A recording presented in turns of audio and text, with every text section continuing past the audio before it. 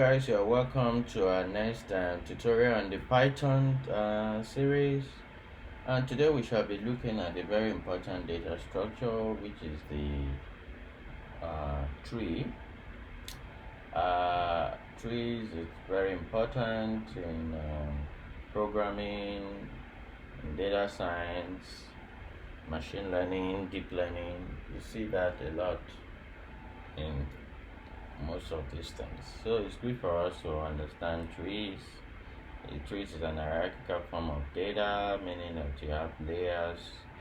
You have it in form of um, parent-child relationship. You have the root node, which is the only node that does not have a parent. You have the subtrees. You have the degree. You have the level, the height of a tree, and the depth of a tree. Yeah. So how do you represent a tree? You essentially just use the class representation in Python. So you take each of the node as a class, and from that class you can instantiate as many nodes objects as possible. So here we are instantiating a class, and that class must take what? Data. So the data could be a string, integer, any type. And our node should have a left and right child. So initially when we create an object, we instantiate the left and right child as none. Because really every node is in itself a tree. And a tree, it's combination of, we can make a larger tree from one or more nodes. So a single node is a tree without children. So now we're trying to create this data structure on the right. So we create 4 nodes. All of them are disconnected. So we try to connect them this way.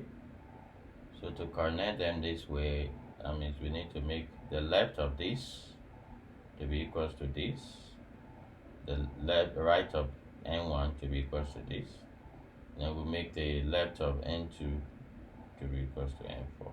That's all. So that's all it's been done here.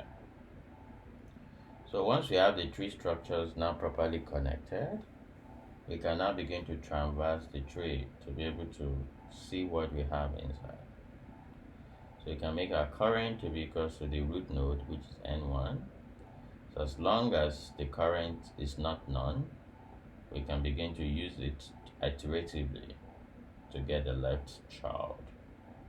So once we are done with the first current, then we update our current to be the left child of current. Clear? So let's see that in code. Sorry about that. So we have our class called none. We have the nodes. So here, then we connect all the nodes here. Then let's say we want to print the left child now. So we just use give our current node to be n1. As long as the current is not none, then we begin to iterate. We print out the data in current, then we update the current to be the left child. So if you're interested in printing the right child, we just update our current to be the right child of the current, and this continues until current is now none. So but the question is, what about if we want to print both the left child and the right child at the same time? That would be a problem, because Now if our current is N1, we'll print our current data. We can update current. So we can update current, because once you update current, then we have lost the left child. So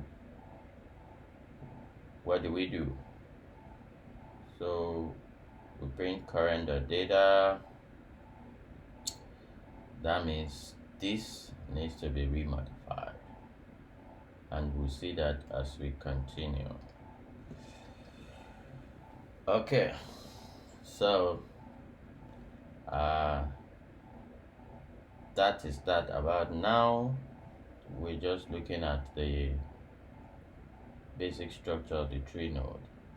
In the next tutorial, we shall continue from binary tree, and we'll continue to see some more interesting things. Thank you for listening. See you in the next one.